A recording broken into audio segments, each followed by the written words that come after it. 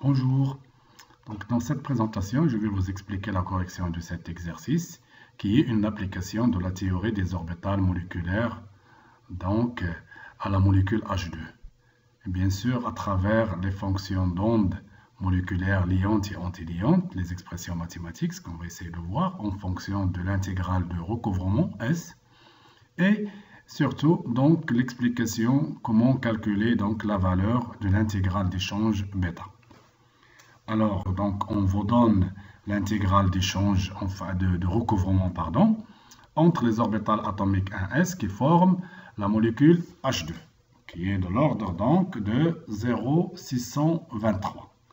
Alors, comme nous l'avons déjà vu pendant le cours, donc la démonstration, c'est en appliquant donc la LCAO, donc vous allez trouver une expression donc de la fonction d'onde moléculaire liante, donc qui s'écrit comme suit. Donc 1 sur racine de 2 facteur de 1 plus S, donc facteur de phi 1S de H plus phi 1S de l'autre atome H.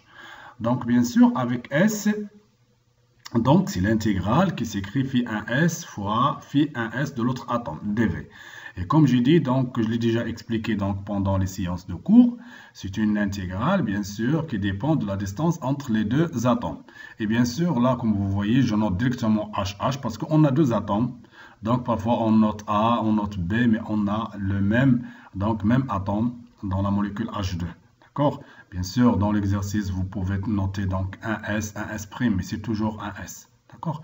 Et bien sûr, donc si on remplace S par sa valeur, donc 0,623, et vous allez trouver donc l'expression finale de la fonction d'onde moléculaire liante, qui est égale à 0,500,555 facteur de phi 1s, H plus phi 1s de notre atome H.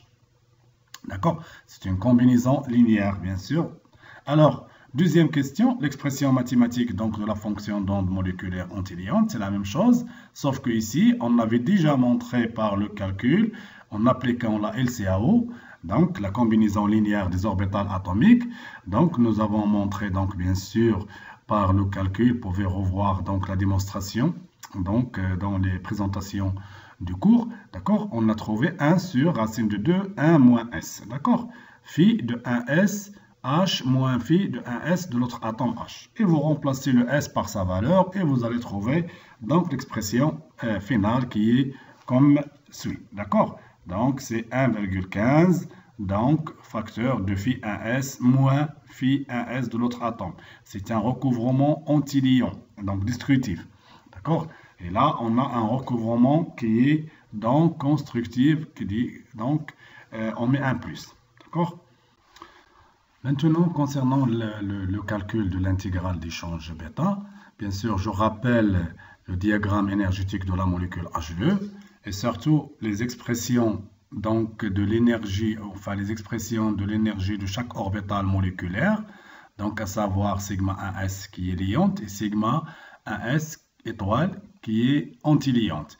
Bien sûr, ces expressions nous les avons déjà donc démontrées lors donc des présentations du cours. Donc, tout simplement, il suffit de remplacer donc l'expression de la fonction d'onde moléculaire de sigma 1s donc dans l'équation de Schrödinger, bien sûr, sans négliger l'intégrale de recouvrement S. Et vous pouvez donc trouver ces expressions donc énergétiques.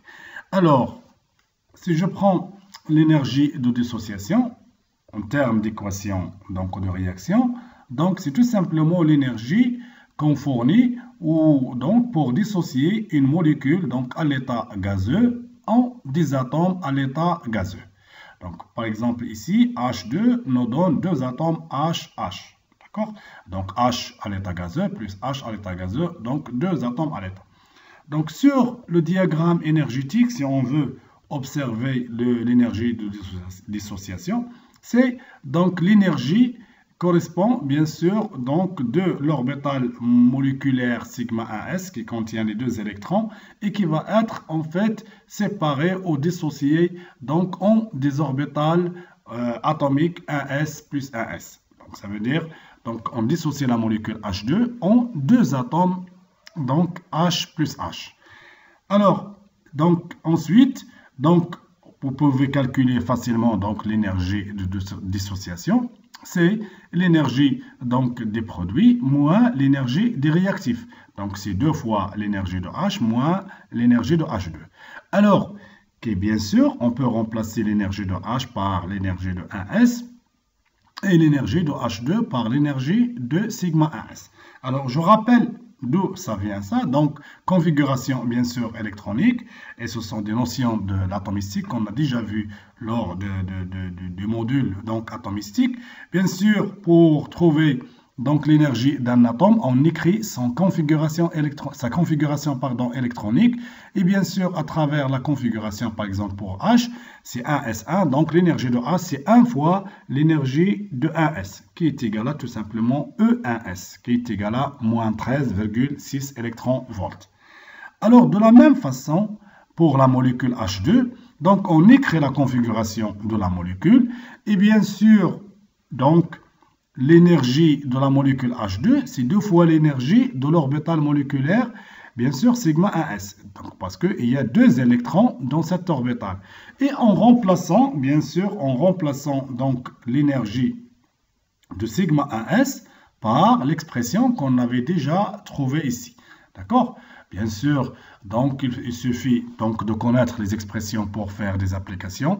Donc pour la démonstration, donc en utilisant l'équation de Schrödinger, bon, pour votre niveau, il suffit d'apprendre les expressions pour faire des applications et des exercices d'application. D'accord?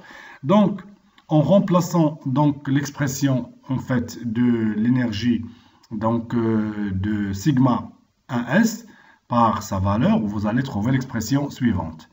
Alors, pour l'application numérique, bien sûr, on a 2 unités différentes. Vous avez l'énergie de 1S qui est donnée en électronvolts et vous avez l'énergie de dissociation qui est donnée en kilojoules par mol.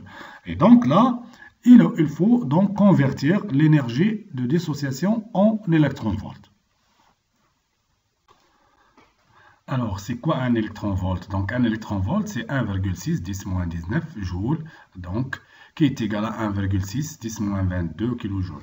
Bien sûr, donc, par mol, donc, on multiplie par le nombre d'Avogadro, qui est 6,0210 à la puissance 23. Donc, vous allez trouver, donc, un électronvolt est égal à 96,32 kJ par mol. Et bien sûr, donc, à travers donc, cette relation, vous pouvez donc déduire donc 1 kJ par mol est égal à 1 sur 96,32 électronvolts. Et par conséquent, donc 431 kJ par mol, donc égal à 431 divisé par 96,32 qui est égal à 4,47 électronvolts. Dans l'expression qu'on a déjà trouvée, vous remplacez maintenant donc l'énergie de dissociation par 4,47. Bien sûr, et vous remplacez l'intégrale de recouvrement par 0,623 et le E1S par moins 13,6.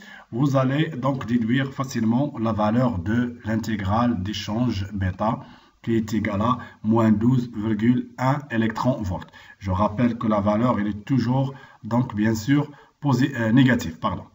Au revoir, bientôt.